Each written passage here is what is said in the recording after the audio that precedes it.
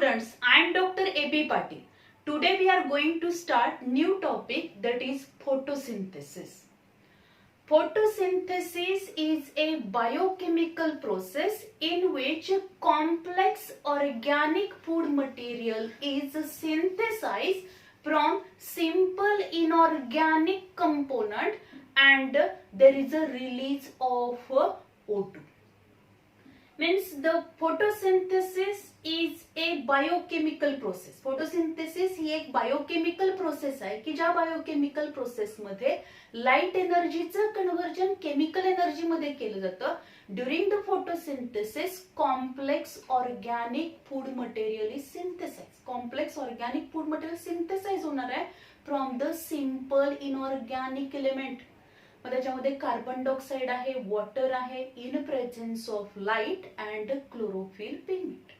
Already we know that sun is the ultimate source of energy and this solar energy or light energy is converted into chemical energy by the process of photosynthesis. Means photosynthesis is a biochemical process in which light energy is converted into chemical energy. Then photosynthesis is a intracellular anabolic redox reaction and endergonic process. जर आपण बघितलं photosynthesis ही कशी आहे, intracellular process आहे, सेलच्या आतमध्ये होणारी process आहे, इंट्रासेल्युलर प्रोसेस आहे. Then anabolic process. Anabolic means energy trapping process आहे की जी इथं काय होणार आहे तर कॉम्प्लेक्स ऑर्गॅनिक फूड मटेरियलचं सिंथेसिस होणार आहे सिंपल कंपोनंट पासून. सिंपल कंपोनंट पासून complex organic food material synthesise होतं, म्हणजेच एनाबॉलिक प्रोसेस आहे. Means this one is the energy trapping process. Then it is a redox reaction. Photosynthesis is a redox reaction in which carbon dioxide is reduced to carbohydrate. या फोटोसिंथेसिसला redox reaction आपण का म्हणतो, कारण त्याच्यामध्ये carbon डायऑक्साइडचं reduction होईल. Carbon dioxide is reduce to carbohydrate and water is oxidise आणि वॉटरचं ऑक्सिडेशन होणार. Then this process is a endergonic process. या प्रोसेसला आपण काय म्हणणार आहोत तर एंडरगोनिक प्रोसेस आहे. म्हणजे इथं एनर्जी काय केली जाणार आहे, यूज केली जाणार आहे. In that process the energy is use for the synthesis of organic compound. Then this photosynthesis process which can be carried out by all plants, some bacteria, then the blue-green algae, then diatoms, then dinoflagellates, they having the ability to carry out this photosynthesis process. When we observe the overall reaction of the photosynthesis, then we observe that 6CO2 plus 12H2O in presence of light and chlorophyll pigment, there is a formation of glucose molecule, that is C6H12O6 plus 6 water molecule and 6 molecules of oxygen are released. 6 molecules of oxygen release होते. म्हणजेच या process मध्ये simple inorganic element use केले जाणार आहेत आणि त्याच्यापासून complex organic compound म्हणजेच कार्बोहायड्रेट सिंथेसाइज होणार, ग्लुकोज मॉलिक्यूल सिंथेसाइज होईल. And this process which is takes place in presence of light. लाईटच्या प्रेझेन्सी मध्ये ही प्रोसेस होणार आहे. And this energy trapping or energy, light energy is absorbed by photosynthetic pigments. Means photosynthetic pigment absorb the light energy in the form of photon. फोटॉनच्या form मध्ये light energy absorb करते.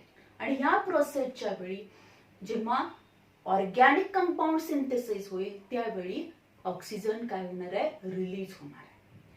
Then already we know that the carbon dioxide which is used in the photosynthesis which is available from the atmosphere, and in atmosphere contain 0.03% carbon dioxide by volume. Means 2200 200 billion tons carbon dioxide is present in the atmosphere. जर atmosphere मधलं जर आपण carbon डायऑक्साईडचं concentration बघितलं तर ते किती आहे 0.03% एवढा कार्बन डायऑक्साईड हा ॲटमॉस्फिअर मध्ये प्रेझेंट असणार. आणि तेच जर आपण ओशन्स मध्ये बघितलं, oceans contain over 50 times carbon dioxide by amount of atmospheric carbon dioxide in the dissolve form or in the form of carbonate. म्हणजे जर आपण बघितलं ॲटमॉस्फिअर पेक्षा 50 टाइम्स 50 पटीनं जास्त कार्बन डायऑक्साइड हा कुठं आहे ओशन मध्ये प्रेझेंट असणार आहे. तो डिझॉल्व फॉर्म मध्ये प्रेझेंट असेल means which is present in the form of carbonate. कार्बोनेटच्या फॉर्म मध्ये तो प्रेझेंट असणार आहे. Then the 70 billion tons of carbon is fixed by plants annually. म्हणजे जर आपण बघितलं अॅन्युअली प्लांट्स किती कार्बन फिक्स करणार आहेत तर 70 billion tons of carbon is fixed by the plants annually. And this carbon which is fixed by the plants, out of which 90% photosynthesis which is carried out by the marine algae. ज्या काही marine water algae आहेत म्हणजेच ज्या algae आहे diatoms असतील त्याचबरोबर डायनोफ्लॅजेलेट असणार आहेत, they carry out the 90% photosynthesis which is carried out by the algae. And 10% photosynthesis which is carried out by the terrestrial plants. म्हणजे जे काही टोटल फोटोसिंथेसिस होणार आहे त्याच्यापैकी 90% फोटोसिंथेसिस हे algae कॅरी आउट करतात आणि 10% photosynthesis which is carried out by the terrestrial plants. Then during this photosynthesis process the food material which is synthesized, जे काही फूड मटेरियल सिंथेसाइज होणार आहे ग्लुकोज मॉलिक्यूल सिंथेसाइज होतील. This glucose molecule which is stored in the form of starch in plants. Plants मध्ये ते स्टार्चच्या form मध्ये store केले जातात. And the plants are autotrophic one. प्लांट्सना आपण ऑटोट्रॉफिक म्हणतो. म्हणजे ऑटोट्रॉफिक ऑर्गॅनिझम आपण कुणाला म्हणणार आहे the organisms which having the ability to synthesize their own food materials. These organisms are known as autotrophs. त्यांना आपण autotrophs म्हणणार. आणि मग जे रिमेनिंग हेट्रोट्रॉप्स असतील these heterotrophs which are directly or indirectly depends upon these autotrophs. या autotrophic organism वरती heterotrophic organism हे डिपेंड आहेत to fulfil their food requirement.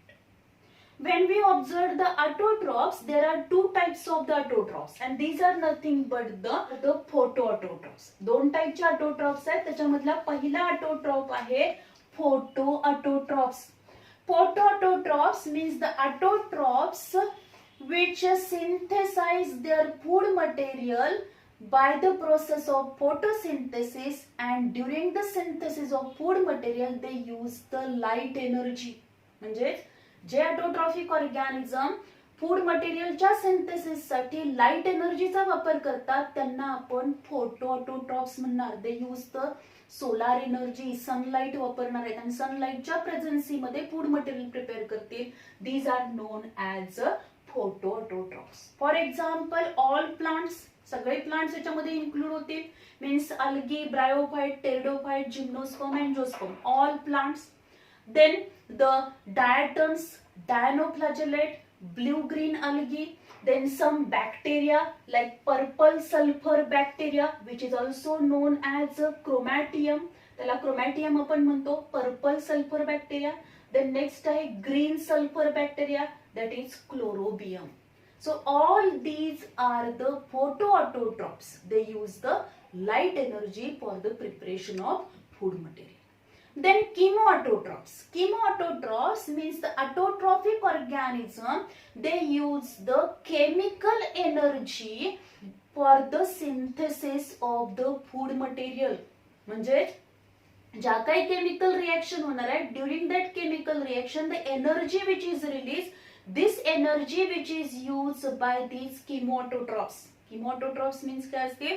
Chemoautotrophs, the autotrophic organism which use the energy for the synthesis of food material. This energy is released during the chemical reaction.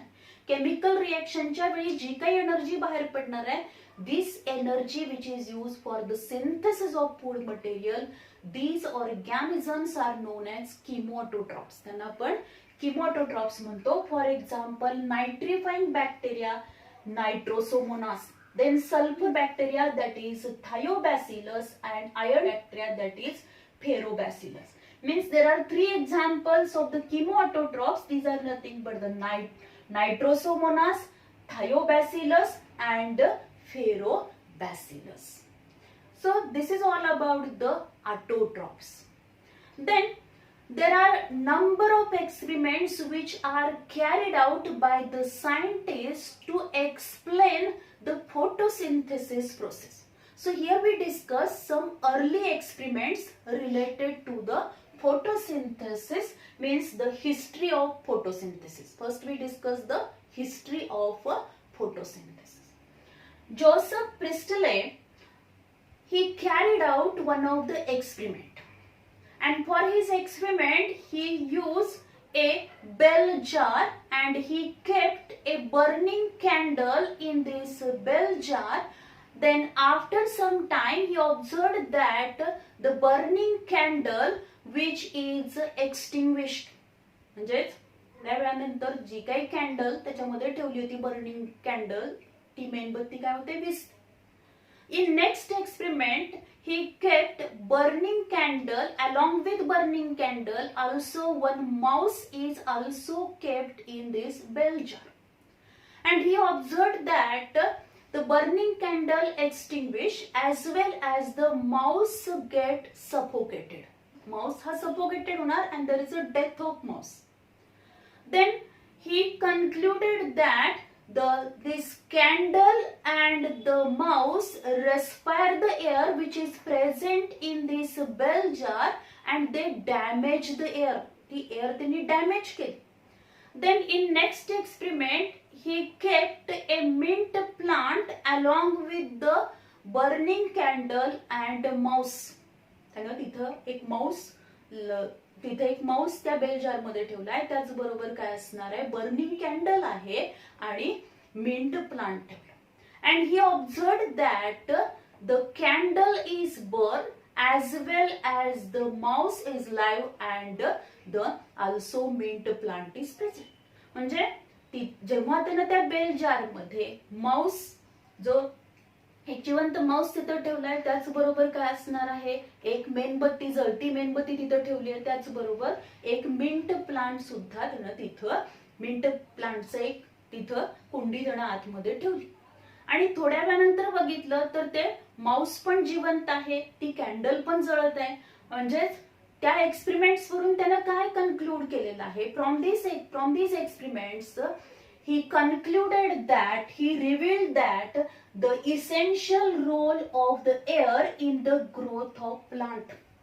म्हणजेच जे काही प्लांटची growth आहे त्या प्लांटच्या growth मध्ये एअरचा इसेन्शियल रोल आहे. Means the plant also respire and release, and this air means plant purify the air, and this air which is available to this burning candle as well as mouse. Then he also termed the impure air as a phlogiston and pure air as a dephlogiston. त्यानं काय केलेलं आहे तर या impure एअरला फ्लोगेस्टोन आणि pure एअरला डिफ्लोगेस्टोन असं नाव दिलं. Then the next scientist कुठला आहे, that is the Jan Ingenhousz or Jan Ingenhousz, which carry out the experiment. For his experiment he took the aquatic plants, means he demonstrated his experiment on an aquatic plant, and he kept the aquatic plant, means one aquatic plant which is kept in presence of sunlight and other which is kept in the dark.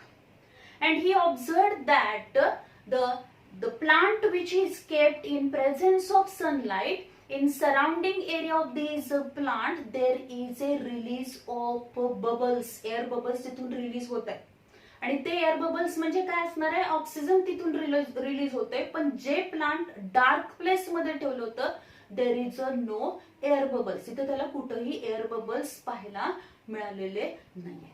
And from his experiment he concluded that the plants purify the air only in presence of light.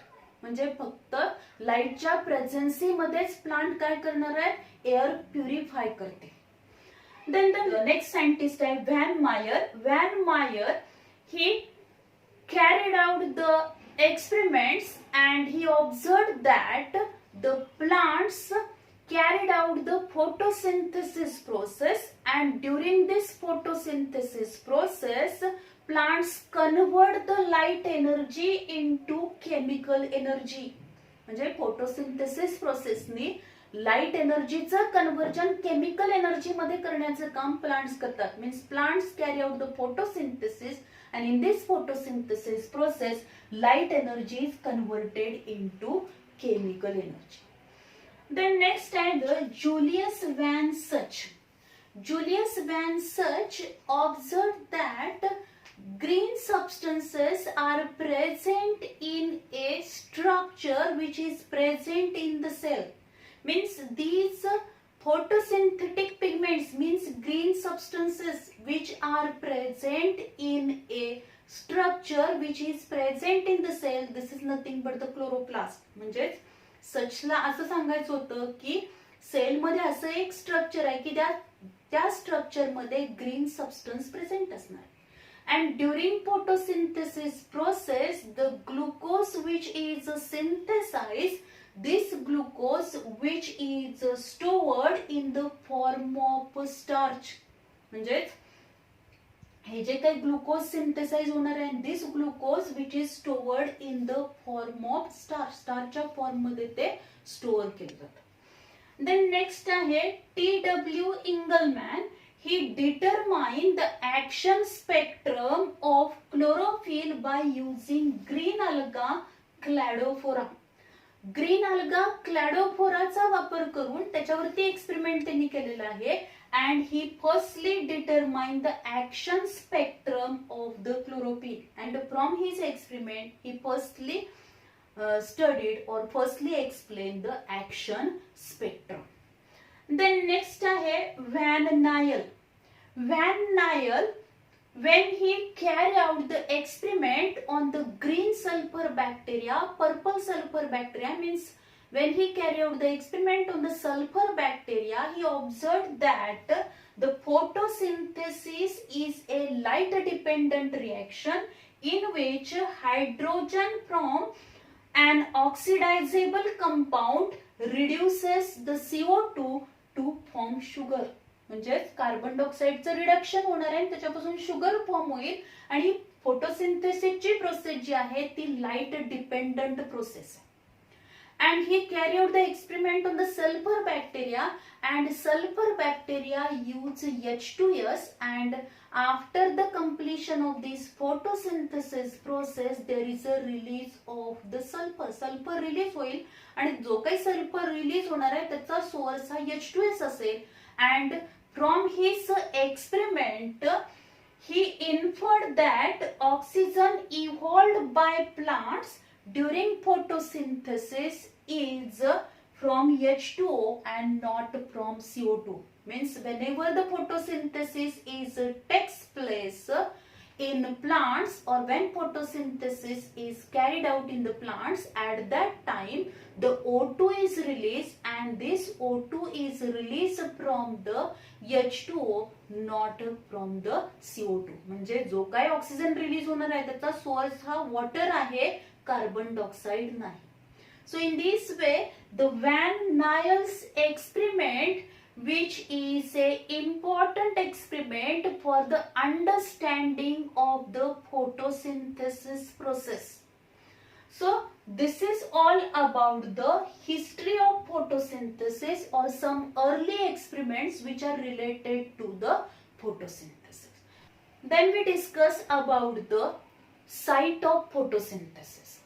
where the photosynthesis takes place. The photosynthesis process takes place in one of the membrane bound cell organelle, which is nothing but the chloroplast. Means chloroplast is the site of photosynthesis. And here we observe the structure of a chloroplast. Chloroplast, आता क्लोरोप्लास्टचं structure already आपण sale structure and organisation या topic मध्ये आपण study केले.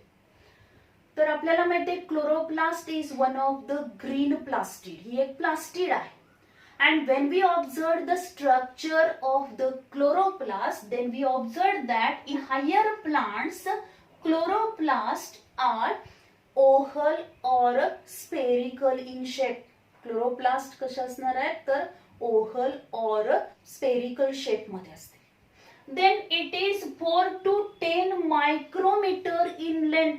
जर आपण त्याची size बघितली तर लेंथ किती आहे 4 to 10 micrometre in length and 2 to 4 micrometre in breadth. Breadth 2 to 4 micrometre breadth असेल. Then this cell organelle, which is a membrane bound cell organelle. Chloroplast is a membrane bound cell organelle and chloroplast membrane which is a lipoproteinous one. हे काय क्लोरोप्लास्टचं जे membrane आहे ते क्लोरोप्लास्टचं membrane हे कसं आहे लिपोप्रोटीनियस आहे. It is a membrane bound cell organelle and this double layer or double membrane or lipoproteinous double membrane of the chloroplast, which is known as a peristromium. त्याला आपण पेरिस्ट्रोमियम म्हणतो. Outer membrane and inner membrane. Outer आणि inner membrane अशी double membrane असणार. Outer membrane, inner membrane both are 50 angstrom in thickness. Outer आणि inner membrane दोन्ही पण कशा आहेत 50 एंगस्ट्रॉम इन थिकनेस असतील. Both membranes are lipoproteinous one and these outer and inner membrane togetherly known as a peristromium. त्याला पेरिस्ट्रोमियम म्हटलं तर कारण का या इनर मेम्ब्रेनच्या आतमध्ये जे फ्लुइड असणार आहे त्याला स्ट्रोमा आपण म्हणतो अँड पेरिस्ट्रोमियम म्हणजे स्ट्रोमाच्या सभोवतालचं the membrane which surround the stroma आणि म्हणून त्याला नाव काय दिलंय पेरिस्ट्रोमियम. Outer and inner membrane, both membranes are smooth and entire one. या दोन्ही मेम्ब्रेन स्मूथ आहेत, एंटायर आहेत, लिपोप्रोटीनियस असतील, 50 एंगस्ट्रॉम इन थिकनेस असणार. Then in between outer and inner membrane, ही आउटर आणि इनर मेम्ब्रेन जे आहेत त्या दोन मेम्ब्रेनच्या मध्ये जो स्पेस असतो त्या स्पेसला म्हटलं तर intermembranal space. Space which is known as intermembranal space. Then inner to this inner membrane, inside this inner membrane a fluid is present which is nothing but the stroma, and this stroma which contain 70th type of ribosomes, then the cofactor coenzymes as well as the different types of RNA, that is messenger RNA, then the ribosomal RNA, transfer RNA तिथं present असते. then 70th type of ribosome present असणार. then enzyme which are essential to carry out the dark reaction, these are also present in the stroma. then in stroma, जर आपण stroma मध्ये बघितलं तर तिथं naked DNA आपल्याला पाहायला मिळेल. Double standard naked DNA is present in chloroplast stroma and this is called as a plastidome. त्याला आपण प्लास्टिडोम म्हणतो. म्हणजे हे जे काही स्ट्रोमा आहे ते प्रोटीनियस असं फ्लुइड प्रेझेंट असणार. या इनर मेम्ब्रेनच्या आतमध्ये प्रोटीनियस फ्लुइड आहे आणि त्या प्रोटीनियस फ्लुइड मध्ये 70th टाइपचे रायबोसोम्स आहेत.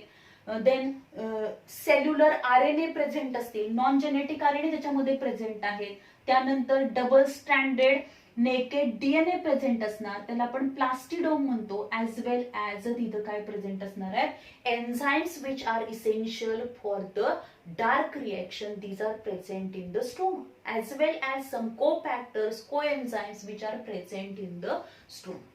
Then in stroma we observed that these structures पाहायला मिळतात and these are nothing but the grana. त्यांना आपण काय म्हणतो, ग्राना म्हणतो. सिंगल असेल तर त्याला आपण ग्रानम म्हणणार आहे. And the many grana are present.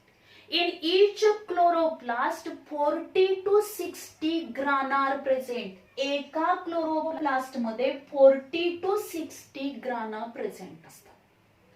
Then each granum, आता प्रत्येक ग्रानमचं स्ट्रक्चर आपण बघितलं. Each granum which is form from the number of sac-like structures and all these sac-like structures which are arranged one above the each other like a stacks of coins. म्हणजे जशी नाण्यांची रास असते त्या पद्धतीनं एकावर एक असे हे सॅक-लाईक स्ट्रक्चर्स अरेंज आहे. या सॅक-लाईक स्ट्रक्चर्सलाच आपण काय म्हणणार आहोत, थॅलेकॉइड म्हणतो. Means these thylakoids which are arranged one above the each other like a stacks of coin. And each granum which is formed from the 20 to 250 thylakoids. एक ग्रानम हे 20 to 250 thylakoids पासून फॉर्म होणार. Then all these grana are interconnected with each other with the help of stroma lamellae, intergranal lamellae or the freight membrane or freight channel. म्हणजे जर आपण बघितलं ह्या ज्या काही ग्राना आहेत त्या ग्राना सगळ्या एकमेकाला कनेक्ट झाल्यात आणि त्या एकमेकाला कनेक्ट होण्यासाठी त्यांच्यामध्ये काय असणार आहे तर स्ट्रोमा लॅमिली प्रेझेंट आहे. त्या स्ट्रोमा लॅमिलीलाच आपण इंटरग्रॅनल मेम्ब्रेन, इंटरग्रॅनल लॅमिली म्हणतो किंवा फ्रेट चॅनेल और द फ्रेट मेम्ब्रेन पण म्हणणार आहोत. Then when we observe the structure of each thylakoid. आता हे जे काही ग्रॅनम आहे, एक ग्रॅनम हे 20 ते 250 थॅलेकॉइड्स पासून फॉर्म होतं. तर एका थॅलेकॉइडचं जर आपण स्ट्रक्चर बघितलं तर आपल्याला ते कसं दिसेल बघा. When we observe the structure of one thylakoid, then we observe that each thylakoid which having the two membrane. त्याच्यामध्ये दोन मेम्ब्रेन आहेत. Outer membrane of the thylakoid, inner membrane of the thylakoid. And inside this inner membrane the space is present which is known as lumen or loculus. त्याला lumen किंवा loculus म्हटलं जातं. Then in between this outer membrane and inner membrane. आता ही outer membrane of the thylakoid आहे, inner membrane of thylakoid आहे. या outer आणि inner membrane of थॅलेकॉइड मध्ये जो स्पेस असतो तिथं नंबर ऑफ कॉन्टाझोम्स प्रेझेंट असते. Some number of particles are present and these are nothing but the quantasomes. The number of quantasomes which are present in between these membrane means intermembranal space मध्ये हे quantasomes present असणार. When we observe one quantasome, आपण जर एक quantasome बघितलं in one contazome or in each contazome we observed that 230 to 250 photosynthetic pigments are present. प्रत्येक कॉन्टाझोम मध्ये photosynthetic pigments present असणार. 230 to 250 फोटोसिंथेटिक पिगमेंट्स प्रेझेंट असतील. म्हणजेच काय असणार आहे, chlorophyll A, chlorophyll B, carotenoids that is xanthophyll and carotene. These photosynthetic pigments which are present in contazome. हा contazome मध्ये ते present असतील. Then the function of these chloroplasts. तर या क्लोरोप्लास्टचं जर फंक्शन आपण बघितलं, photosynthesis which is takes place in chloroplast and in photosynthesis process there are two main steps, that is light reaction and dark reaction. Light reaction जे असणार आहे, this light reaction which is takes place in the grana. ग्रानामध्ये काय होईल, light reaction होणार आहे. And dark reaction which is takes place in the stroma. Because the enzymes which are essential for the dark reaction these are present in the stroma. स्ट्रोमामध्ये ते enzymes present असणार. आणि chloroplast ही कशी आहे, semi autonomous sale ऑर्गॅनली आहे. म्हणजेच chloroplast सुद्धा काही प्रोटीन्स, काही एन्झाइम्स स्वतः तयार करणार आहे. पण सगळेच प्रोटीन, सगळे एन्झाइम्स हे क्लोरोप्लास्टचा डीएनए करू शकणार नाहीये. सम प्रोटीन्स और enzymes which are synthesised by the chloroplast DNA, कारण त्याची इन्फॉर्मेशन या क्लोरोप्लास्टच्या डीएनए वरती प्रेझेंट असणार. Means chloroplast is the site of photosynthesis. It is a membrane bound cell organelle. These chloroplasts which are present in the mesophyll cells of the leaves. लीव्हच्या mesophyll cells मध्ये chloroplast present असणार आहे. त्याचबरोबर प्लांटचा जो काही green part असणार आहे त्या सेल्स मध्ये, ग्रीन सेल्स मध्ये या क्लोरोप्लास्ट प्रेझेंट असणार आहे. आणि एका सेल मध्ये जर आपण बघितलं, per cell 20 to 100 chloroplast are present. 20 ते 100 क्लोरोप्लास्ट हे काय असणार आहेत, एका सेल मध्ये प्रेझेंट असते. So this is all about the structure of the chloroplast. In this way, here we discuss about the some early experiment, the structure of chloroplast, and the photosynthesis is a endergonic, then intracellular, anabolic and redox reaction. यावरती आपल्याला question विचारला जातो. जे काही photosynthesis process कशी आहे, redox reaction आहे, endergonic process आहे, अनाबोलिक प्रोसेस आहे, ज्याशी रिलेटेड पण आपल्याला क्वेश्चन विचारला जातो. त्याचबरोबर जे ऑटोट्रॉपचे टाइप्स आपण बघितले, फोटो ऑटोट्रॉप्स, किमो ऑटोट्रॉप्स, ह्याचे एक्झाम्पल्स इम्पॉर्टंट आहेत. या एक्झाम्पल्स वरती आपल्याला नीट आणि सीईटी साठी क्वेश्चन विचारला जातो. त्याचबरोबर जे अर्ली एक्सपेरिमेंट आहेत, त्या अर्ली एक्सपेरिमेंट किंवा हिस्ट्री ऑफ फोटोसिंथेसिस याच्याशी रिलेटेड पण एखादा क्वेश्चन आपल्याला विचारला जाऊ शकेल. And this ultrastructure of chloroplast which is also important for the theory as well as NEET and CET exam. So this is all about the some introductory part of the photosynthesis. Thank you very much.